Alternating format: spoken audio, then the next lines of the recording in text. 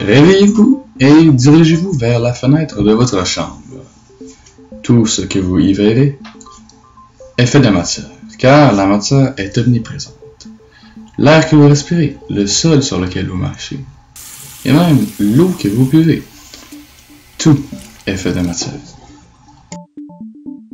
Lorsque vous montez sur la balance, vous pensez peut-être obtenir le résultat de votre poids. Par contre, vous obtenez le résultat de votre masse. La balance effectue un transfert de données. Et c'est pourquoi il ne faut pas confondre le poids et la masse.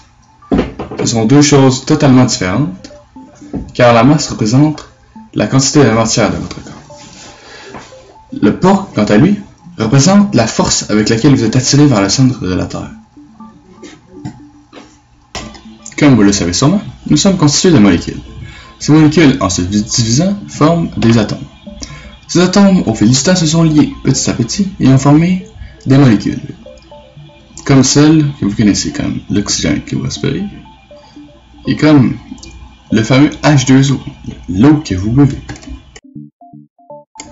Vous avez appris l'existence des atomes et de ce qui les compose. Donc, il y a les protons et les neutrons qui se retrouvent dans le noyau de chaque atome, et il y a les électrons qui gravitent sur des couches électroniques. Et partons du plus grand au plus petit. Donc, si nous partons de l'univers, il y a ensuite les galaxies. Ensuite, nous retrouvons les systèmes solaires. Et ensuite, les systèmes solaires, il y a les planètes. Les planètes, ensuite, il y a les êtres vivants. Et ensuite, il y a les molécules. Et pour finir, les atomes. Eh bien, il y a quelque chose de plus petit que ça. En effet, il y a les quarks et les leptons.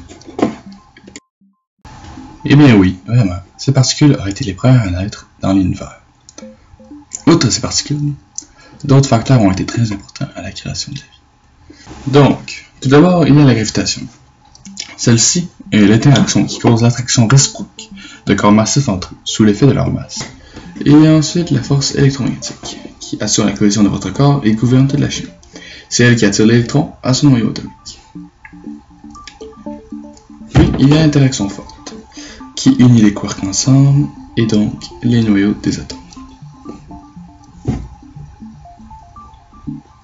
Il y a ensuite l'interaction faible, qui est responsable de la radioactivité bêta, et grâce à laquelle la matière a vaincu l'antimatière.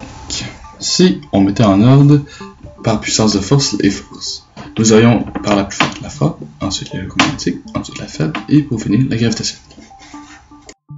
Par contre, les forces ont aussi une portée. La force électromagnétique et la gravitationnelle ont une portée infinie, alors que la force faible et la force forte ont une portée très limitée.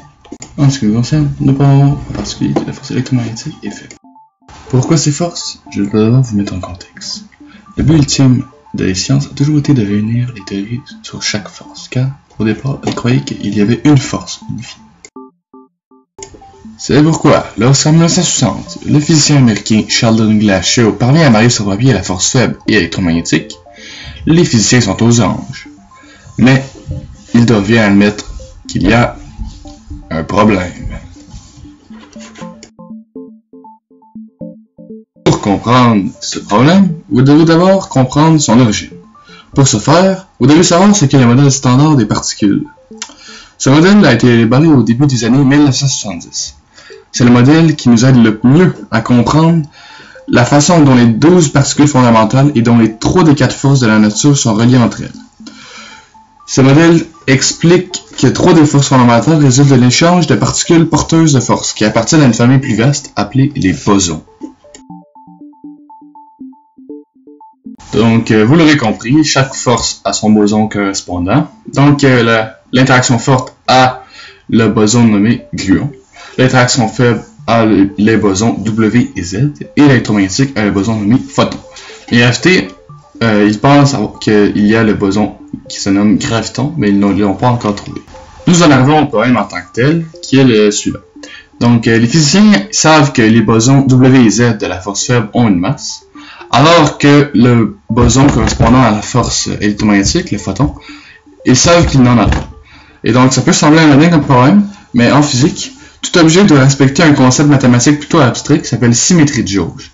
Et donc, ce concept dit que toute particule ou objet ne doit pas dépendre d'un objet dans un autre milieu. Ces physiciens ont proposé une solution révolutionnaire qui est aujourd'hui connue sous le nom de mécanisme de Higgs. Donc, le sujet, comme dit plus tôt, qui préoccupe alors les électrophysiciens n'est pas spécifiquement la force électrofaible, mais la façon dont on peut décrire une interaction véhiculée par des particules massives, sans que cela ne s'accompagne d'incohérences mathématiques insurmontables. Et donc, ces chercheurs vont voir la matière un peu comme un état. Un peu comme de l'eau gazeuse est un état de l'eau liquide. Mais ce sont tous les deux le même élément. Et donc, c'est vraiment cette approche qui va faire que leur théorie va devenir révolutionnaire.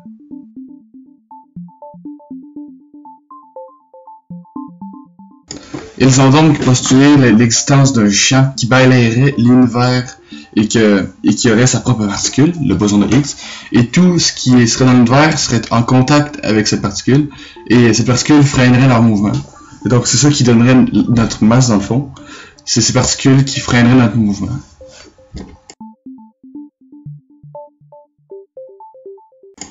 C'est pourquoi plus la particule aurait de boson de Higgs agglutiné à elle, plus elle serait massive. Donc, elle aurait la propriété d'agglutiner spontanément un grand nombre de bosons. Donc, c'est pour ça qu'elle serait massive. Par exemple, imaginez une célébrité qui veut aller à une réunion. Donc, elle se dirige vers la salle remplie de convives.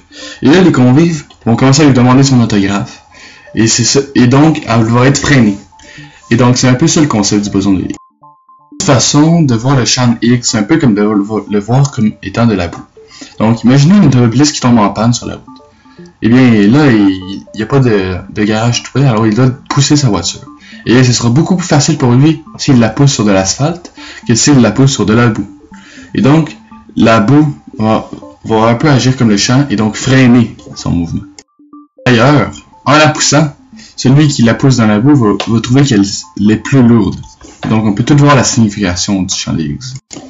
Et donc voilà, il ne me reste plus qu'à vous dire que le boson de Higgs a été découvert officiellement le 4 juillet 2012 par les expériences Atlas et CMS auprès du Grand Collisionneur de Hadron LHC qui se situe en Suisse, sous terre. Le boson de Higgs nous a permis encore une fois de nous approcher un peu plus d'une compréhension parfaite de notre monde.